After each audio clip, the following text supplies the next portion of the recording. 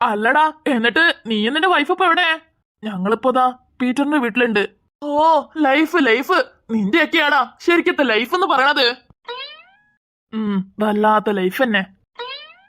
സ്നേഹിച്ച പെണ്ണിനെന്നെ കിട്ടിയല്ലോ. ഇവിടത്തെ ഞാന് എക്സ്പെക്ട് ചെയ്യാത്തൊരു സാധനത്തിനാ എന്റെ തലയിൽ വെച്ച് കെട്ടി തന്നെ. ഇനിയിപ്പോ എന്തൊക്കെ വരാനിരിക്കണോ എന്തോ. എടാ, നിങ്ങൾ തമ്മിലുള്ള പ്രശ്നം എതിരായിട്ട് തീർന്നില്ലേ? എതിരായിട്ട് തീർന്നില്ലെന്നോ? ഇതെന്ത് ചോദ്യാടാ? ഇതേ 1, 2, 3 ദിവസം കൊണ്ടൊന്നും പ്രശ്നമൊന്നുമില്ല, കൊല്ലങ്ങളോളമുള്ള പ്രശ്ന. അതൊന്നും അത്ര പെട്ടെന്നൊന്നും തീരത്തില്ല. അവളെ എന്റെ ശത്രുവാ, ശത്രു. അവക്കും അതേപോലെ തന്നെ. ശത്രുക്കൾ തമ്മില് മിത്രങ്ങളാവുന്നത് നീ കണ്ടിട്ടുണ്ടോ? ഇല്ലല്ലോ. അപ്പോ ഞങ്ങളെ കാര്യത്തിലും നിനക്ക് ഊഹിച്ച പോരെ? അതൊക്കെ ഒരു ഭാഗത്ത് ശരിയാണെങ്കിലും ഇപ്പോ ഉദാഹരണത്തിന് ടോം ആൻഡ് ജെറിയും ഏതു നേരം ഫൈറ്റ് ഒക്കെ ചെയ്യും. പക്ഷേ അവര് തമ്മില് ഒരു ബോണ്ടിങ് ഉണ്ടല്ലോ. അതേപോലെ നിങ്ങൾ തമ്മിലും ചെറിയൊരു ബോണ്ടിങ് ഞാൻ കാണുന്നുണ്ട്. അതുകൊണ്ട് ചോദിച്ചതാ. ചേ, ഒരിക്കലില്ല. അതൊക്കെ നിന്റെ തോന്നലാ. നീ ഞങ്ങളെ ടോം ആൻഡ് ജെറി ആയിട്ട് കാണണോണ്ടാ. ഞങ്ങളെ നീയെ ഓഗി ആൻഡ് കോക്രോച്ചസ് ആയിട്ട് കണ്ടുനോക്ക്. അപ്പൊ പിന്നെ നിന്റെ ആ സംശയങ്ങളൊക്കെ അങ്ങ് താനെ തീർന്നോളും. ഞാനേ ഓഗി ആണെങ്കിൽ അവൾ കോക്രോച്ചാ. ഞങ്ങൾ തമ്മിൽ ഒരിക്കലും ചേരത്തില്ല. അത് അത്രേ ഉള്ളൂ. ആഹാ, എന്ത് നല്ല ഉദാഹരണ. നീ ആ ടോപ്പിക് വിട്. അല്ല, നീ ഇപ്പോ ഉറങ്ങണില്ലേ? സമയം എത്രയായെന്നാ? അല്ല, നാളെ വീട്ടിലേക്ക് വരുമോ അതോ നാളെ അവിടെ തന്നെ ആയിരിക്കോ? ഹേയ്, അല്ലടാ, നാളെ ഞാന് വീട്ടിലെത്തും. അപ്പൊ ഓക്കെ. നാളെ എനിക്ക് എന്തായാലും നിന്നെ മീറ്റ് ചെയ്തേ പറ്റൂ. നീ എന്തായാലും ഫ്രീ ആകുമ്പം എന്റെ ഓഫീസിലേക്ക് ഒന്ന് വരേണ്ടേ? ഓക്കേടാ. എന്നാ ശരി. ഞാനോ മാരീഡ് കഴിഞ്ഞ് സിംഗിൾ ആയിട്ട് ജീവിക്കണവനാ. പക്ഷെ നീ അങ്ങനെയല്ലല്ലോ. സ്നേഹിച്ചൊക്കെ കെട്ടിയതല്ലേ. ഇപ്പൊ നിങ്ങള് കപ്പിൾസും പാടിയാ. വെറുതെ എന്തിനാ നിങ്ങളെ സ്വർഗത്തില് ഞാൻ കട്ടുറുമ്പാവുന്നേ? എന്നാ ശരി, ഗുഡ് നൈറ്റ്. രാവിലെ കാണാട്ടോ. വെച്ച് പോ. ഓ, ഞാൻ പോവന്നെയാ. എന്നാ നടക്കട്ടെ. എന്ത്? അപ്പത്തേക്കും കട്ടാക്കിയോ? ഇവന് എന്തൊക്കെയായി ചിന്തിച്ചു കൂട്ടുന്നേ? അല്ല, ഇവിടെ നടക്കുന്നത് എനിക്കും അവക്കല്ലേ അറിയുള്ളൂ. അവിടെ നിന്ന് കാണുന്നവർക്കും പുറമെ നിന്ന് കാണുന്നവർക്കൊക്കെ എന്ത് രസമായിരിക്കും. അവർക്ക് എന്ത് വേണമെങ്കിലും പറയാലോ. ഇതിനാ പറയണേ, ആരാന്റെ അമ്മയ്ക്ക് ഭ്രാന്ത് പിടിച്ച കാണാൻ നല്ല ചേലാണ്.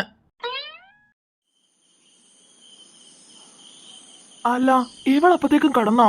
അല്ല, ഇവളെന്താ വെറും തറയിൽ കിടക്കുന്നേ? വീട്ടിലാണെങ്കിൽ ചെറിയൊരു ബെഡ് ഉണ്ട്, നിലത്ത് കിടക്കണോ? ഓക്കെ. ഇവിടെ ഇങ്ങനെ വെറും തറയിൽ കിടന്നാ ഒന്നാമത് പുറത്ത് നല്ല മഴയും തണുപ്പുവാ. ഇപ്പൊ ഇങ്ങനെ കിടന്നു കഴിഞ്ഞാ അതവളെ ഹെൽത്തിന് ബാധിക്കും.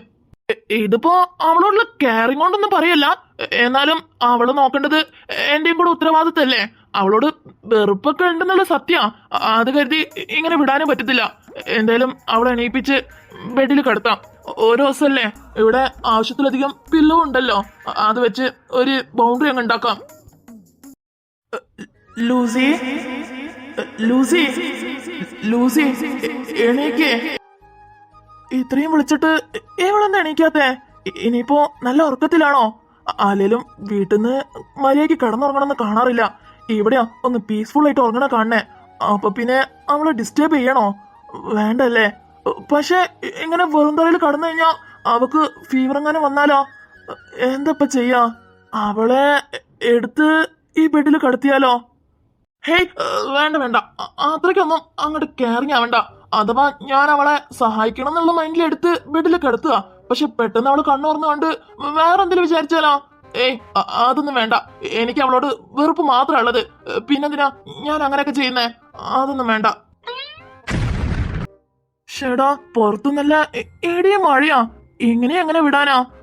ഒന്നും അല്ലെങ്കിലും എന്റെ ലൂസിയല്ലേ. അങ്ങനെയല്ല. ഐ മീൻ ലൂസി ഇപ്പൊ എന്റെ വൈഫാ. ഒഫീഷ്യലി ജിമ്മിന്റെ വൈഫാ. സോ അവളെ കെയർ ചെയ്യേണ്ടത് എന്റെ ഒരു കടമയാ. അവൾ എന്ത് വിചാരിച്ചാ എനിക്കെന്താ? ഇങ്ങനെ അവള് കിടന്ന് ഫീവർ വരട്ടെന്നൊന്നും എനിക്ക് വിട്ടുവെക്കാൻ പറ്റത്തില്ല. അല്ലെങ്കിലും പപ്പിയും മമ്മിയും എന്നെ അങ്ങനെയല്ലല്ലോ വളർത്തിയേ. സോ ഇതൊരു എന്റെ ഒരു കൈൻഡ്നെസ് മാത്രാ. അതായത് എന്റെ ഒരു ഹെൽപ്പ്. അതിലുപരി ഒന്നും തന്നെ ഇല്ല. Come on gym.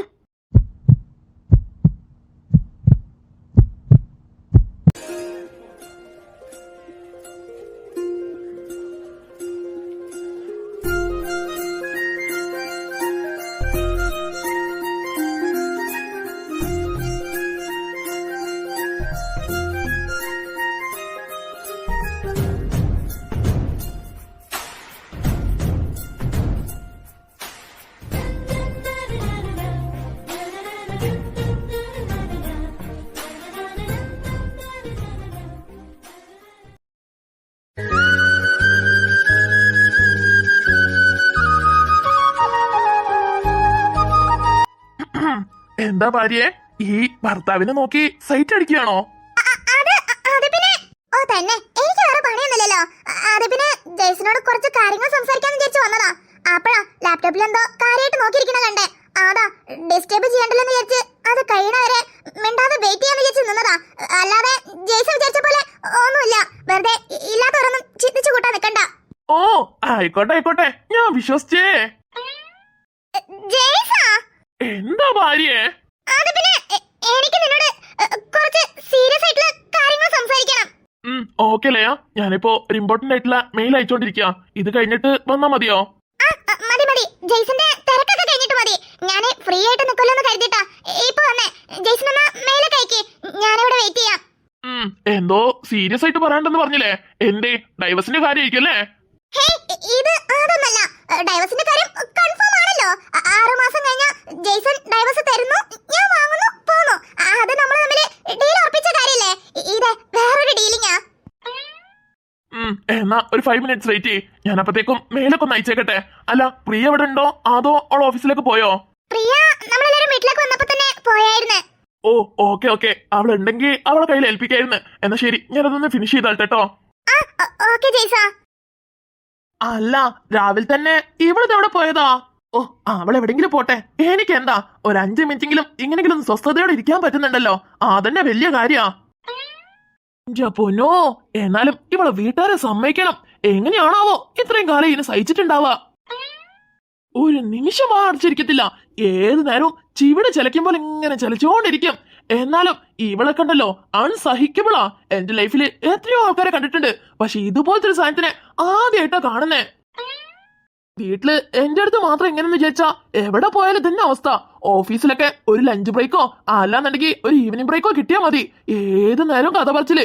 ഇവള് പണിക്ക് വന്നതാണോ അതോ കഥ പറച്ചിലിന് വന്നതാണോന്ന് എനിക്ക് എന്നെ കൺഫ്യൂഷനാ. ഇതിനൊക്കെ ഡാഡിനെ വേണം പറയാനേ. ഇതുപോലത്തെ ആൾക്കാർക്കൊക്കെ സാലറി കൊടുത്ത് നിർത്തുന്നുണ്ടല്ലോ.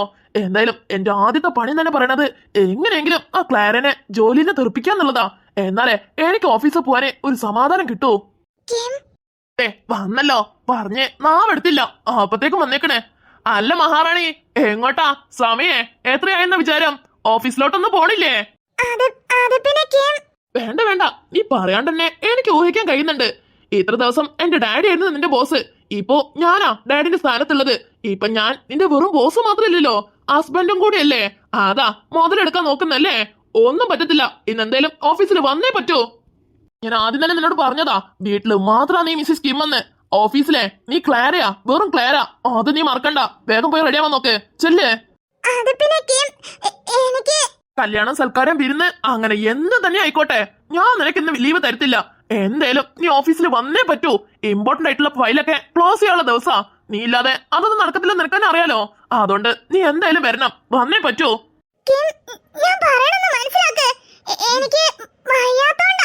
അതൊക്കെ ഒരു ടാബ്ലറ്റ് കഴിക്കുമ്പോഴത്തേക്ക് മാറിക്കോളും. ഇനിയിപ്പോ കള്ളപ്പണിയാണെങ്കിൽ അതിന്റെ ആവശ്യം പോലും ഉണ്ടാകത്തില്ല. ഓക്കെ, എന്തായാലും എനിക്ക് ടൈം ആവാ, ഞാൻ പോവാ. ഞാൻ അവിടെ എത്തി 15 മിനിറ്റ് കാത്തുക്കും. അപ്പത്തേക്കും നീ അവിടെ എത്തിക്കൊള്ളണം. അല്ലാന്നുണ്ടെങ്കിൽ അടുത്ത 16ാമത്തെ നിമിഷം നിന്റെ ജോലി നിന്റെ കൈവിട്ട് പോവും. സോ എല്ലാം നിന്റെ കയ്യിലാ.